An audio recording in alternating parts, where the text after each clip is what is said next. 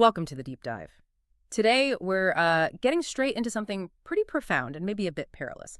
We're talking about advanced AI, specifically how it's starting to mimic, well, human intuition.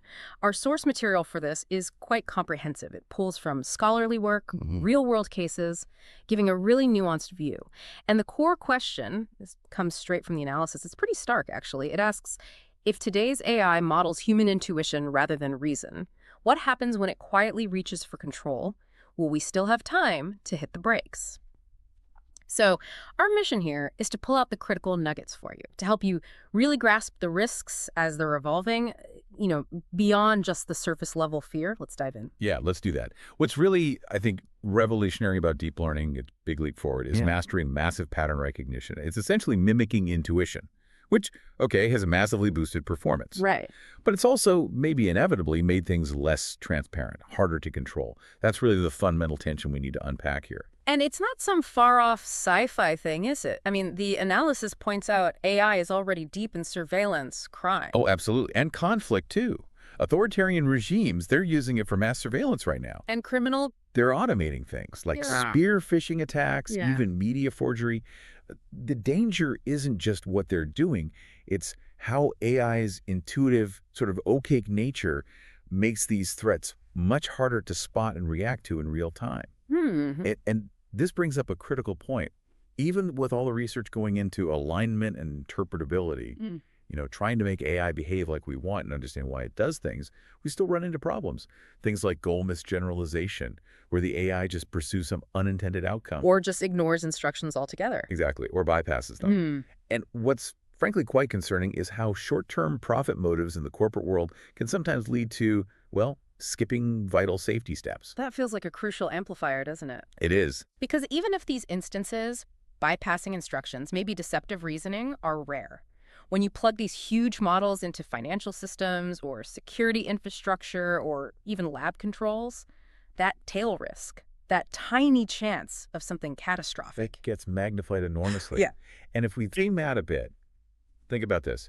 Unlike nuclear tech or gene editing, where you have some physical containment possibility. Right, you can lock things down physically. AI is just software. It can copy itself, spread across networks, borders, almost instantly.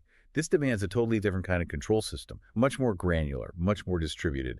And what makes AI really distinct, say, compared to VR or AR, which mostly just shape our perception, AI is closing the loop between decision and execution. It turns influence into real actions through code and automation. So it's not just about creating an illusion of control, it's about actual real-world action. The source material sums it up pretty well, I thought.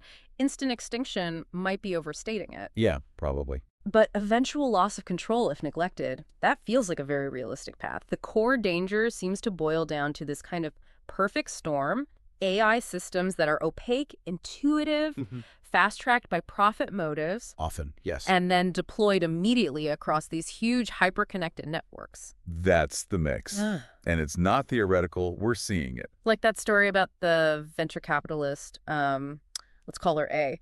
She invested early in a generative AI startup, right? Yeah, I remember reading about this. And months later, the same model she funded initially for email defense. They found it could do what? Generate convincing malware variants. Wow, okay. So A immediately pushed for strict new rules. No releases without serious safety checks, independent evals, a red team sign-off.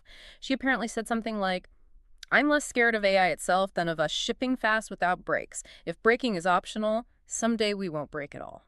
And that really gets to the heart of it. Look, if you're feeling anxious about AI, that's probably not a tech gap.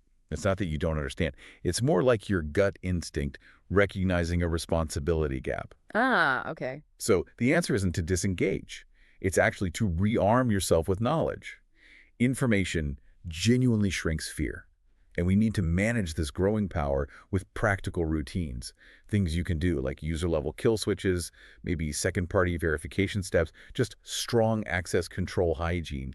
Basic stuff, but essential. That connects really well to this historical analogy from the sources. Babel. Right, the tower. Its failure wasn't about how high it got. It was the intent behind it, without any real governance. It's like Promethean fire. AI can lift civilization, absolutely, but fire without ritual, without governance. Burn cities. Yeah. Technology only really becomes a blessing when we match it with responsibility. It's an offering we have to make. The ending for AI, look, it's still open, it's not written yet, but we absolutely have the agency, the power to move your hand from the speedometer to the brake. So, thinking about that, we can advance and apply the brakes simultaneously. In fact, we probably have to. It makes you wonder, as you look around, what's the next sign you see coming? Something to think about.